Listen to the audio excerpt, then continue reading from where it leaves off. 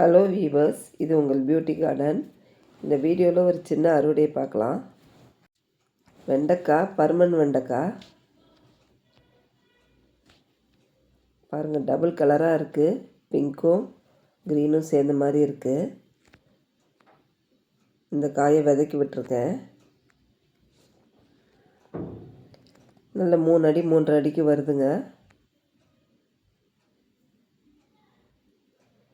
ஒரு 4 காய் இருக்குது, எடுத்துக்கலாம். இந்த காய் நல்லா குண்டு குண்டாக நல்லா இருக்குங்க. வலுவழுப்பு தன்மை அவ்வளோவா இல்லை.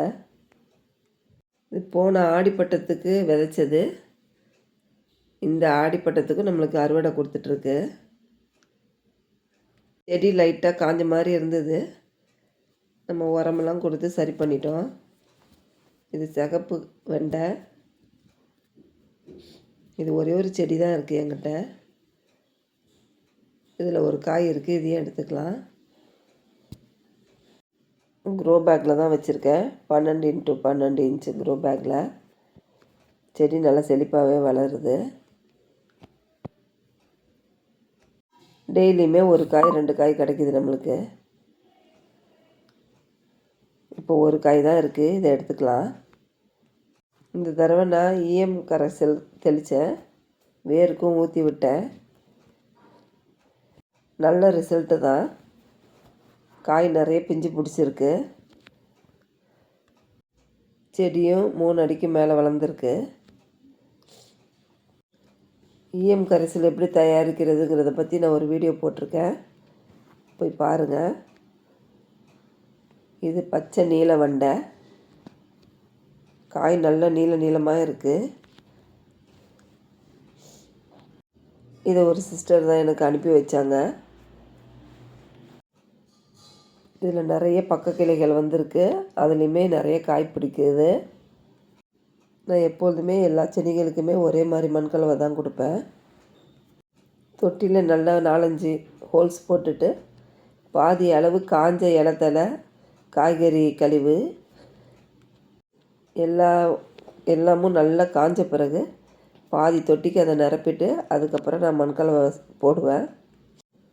ஒரு பங்கு தோட்டத்து மண், ஒரு பங்கு மாட்டு எரு, ஒரு பங்கு கொக்கோபிட்.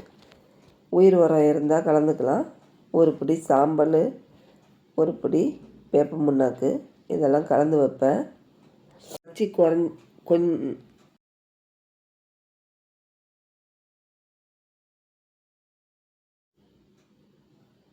ஏதாவது ஒரு ஃபெர்டிலைசர் நம்ம ஸ்ப்ரே பண்ணிட்டு வரணும். இது கஸ்தூரி வெண்டை. இதுவுமே நம்ம தோட்டத்தில் முதல்ல நம்ம விதைச்சிருக்கோம். ஒரே ஒரு செடி தான் இருக்குது, அதுலேயே எவ்வளோ காய் இருக்குது பாருங்கள். இது ஃபஸ்ட் டைமாக நான் பார்க்குறேன். இது வரைக்கும் நம்ம சமைச்சதில்லை.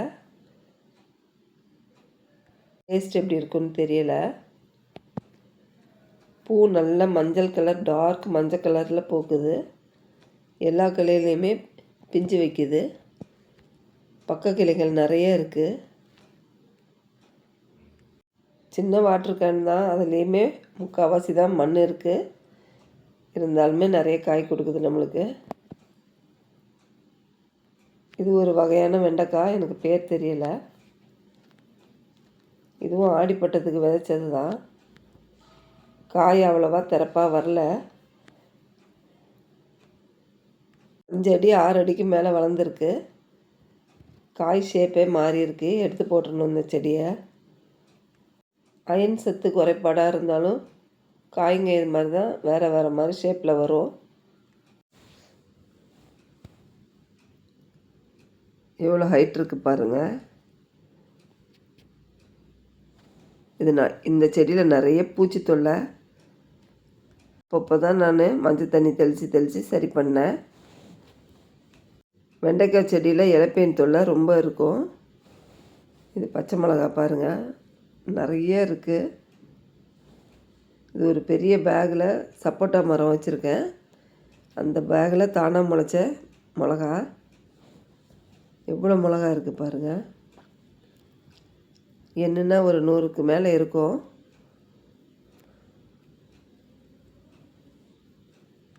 இதுலேருந்து கொஞ்சமாக எடுத்துக்கலாம். ஒரு 4-5 மிளகா இருந்தால் போதும் இப்போதைக்கு.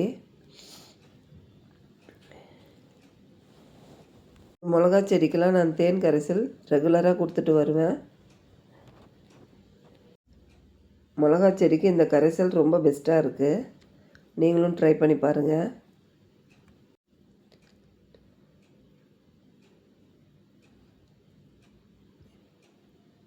ஒரு வீட்டுக்கு இந்த ஒரு மிளகா செடி போதும்.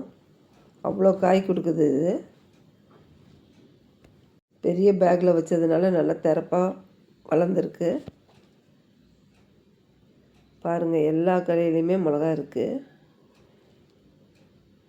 மிளகா செடியில் ஆரம்பத்தில் இலைப்பேன் தொல்லை இருக்கும்.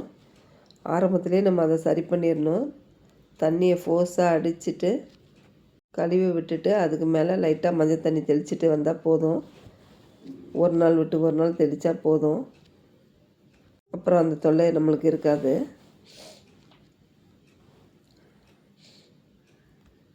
எல்லா செடிங்களுக்குமே வாரம் ஒரு முறை நான் எரு கொடுத்துருவேன். ஒரு ஃபெர்டிலைசர் தெளித்து விடுவேன். ஃபெர்டிலைசரை மாற்றி மாற்றி தெளிப்பேன். நம்ம கையில் என்ன இருக்கோ, பழமோ இலையோ ஏதோ ஒன்று, அதை நம்ம சின்ன சின்னதாக கட் பண்ணிவிட்டு 100 கிராம் நாட்டு சர்க்கரை கலந்து ஒரு பாட்டில் போட்டு குலுக்கி வச்சுருந்தா ஒரு வாரம் கழித்து அதை நம்ம எடுத்து கொஞ்சமாக எடுத்து ஒரு 5 மில்லி எடுத்து 1 லிட்டர் தண்ணிக்கு கலந்துக்கிட்டு நம்ம ஸ்ப்ரே பண்ணால் போதும். எல்லா சத்தும் மாற்றி மாற்றி நம்மளுக்கு கிடைக்கும். பொன்னாங்கண்ணி கீரை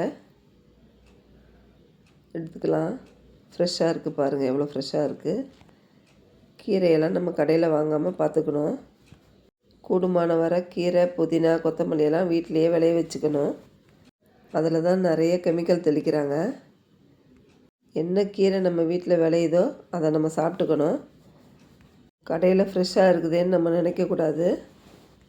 அது எல்லாமே நமக்கு ஸ்லோ பாய்சன் மாதிரி தான். இலைங்களில் தான் நிறைய கெமிக்கல் அப்படியே தங்கிடும். காய்கறினாலும் நம்ம தோலை ரிமூவ் பண்ணிவிடுவோம். பாருங்கள், ஒரு கெட்டு கீரை நம்மளுக்கு கிடச்சிரும்.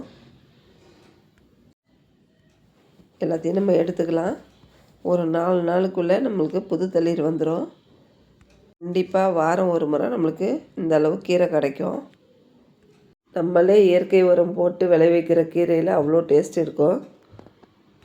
சின்ன தொட்டி இருந்தால் போதும். ஒரு 2 காம்பு ஊனி வச்சா போதும். ஒரு வாரத்துக்கு ஒருக்க நம்ம இந்த கீரை எடுத்துக்கலாம். பொன்னாங்கண்ணி கீரை கண்ணுக்கு அவ்வளோ நல்லது. சின்ன பசங்களுக்கு கொடுத்தா ரொம்ப நல்லது. அவ்வளோதாங்க. பாருங்கள் எவ்வளோ கீரை வந்திருக்குன்னு.